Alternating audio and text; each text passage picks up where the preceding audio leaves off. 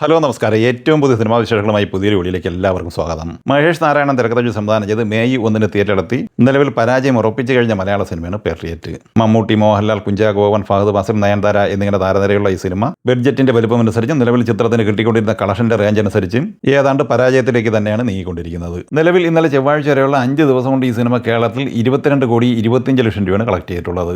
6-ാം ദിവസം എന്ന ബുധനാഴ്ച ഈ സിനിമയുടെ കേരള കളക്ഷൻ 1 കോടി 10 ലക്ഷം റേഞ്ചിൽ പ്രതീക്ഷിക്കുന്നുണ്ട്.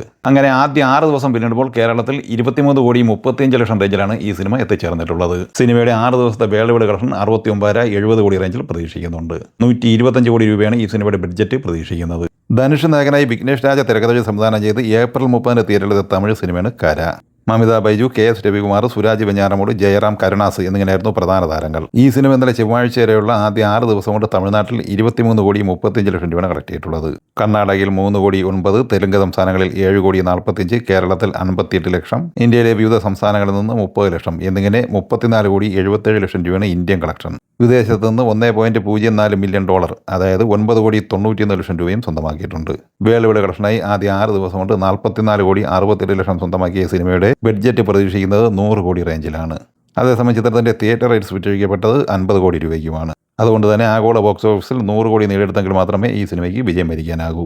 കന്നഡ സിനിമയെ KDD ലെവൽ തിയേറ്ററിലെത്തിയതും ഏപ്രിൽ 30 ഈ സിനിമയുടെയും ഇന്നലെ ചൊവ്വാഴ്ച വരെയുള്ള 6 ദിവസ കളക്ഷൻ വിവരങ്ങൾ അപ്ഡേറ്റ് ചെയ്യപ്പെട്ടിട്ടുണ്ട്. കർണാടകയിൽ നിന്ന് 19 കോടി 10 ലക്ഷം രൂപ കളക്ട് ചെയ്ത ഈ സിനിമ ഇന്ത്യയിലെ മറ്റ് വിവിധ സംസ്ഥാനങ്ങളിൽ നിന്ന് 13 ലക്ഷം രൂപ മാത്രമേ കളക്ട് ചെയ്തിട്ടുള്ളൂ. അങ്ങനെ 19 കോടി 23 ലക്ഷം രൂപയാണ് ഇന്ത്യൻ കളക്ഷനായി നേടിയെടുത്തിട്ടുള്ളത്. 76 കോടി ബഡ്ജറ്റ് പ്രതീക്ഷിക്കുന്ന ഈ സിനിമയുടെ തിയേറ്റർ റൈറ്റ്സ് വിറ്റഴിക്കപ്പെട്ടത് 24 കോടി രൂപയ്ക്കാണ്. നിലവിൽ ഈ സിനിമയുടെ വേൾഡ് കളക്ഷനുമായി ബന്ധപ്പെട്ട വിവരങ്ങൾ അപ്ഡേറ്റ് ചെയ്യപ്പെട്ടിട്ടില്ല.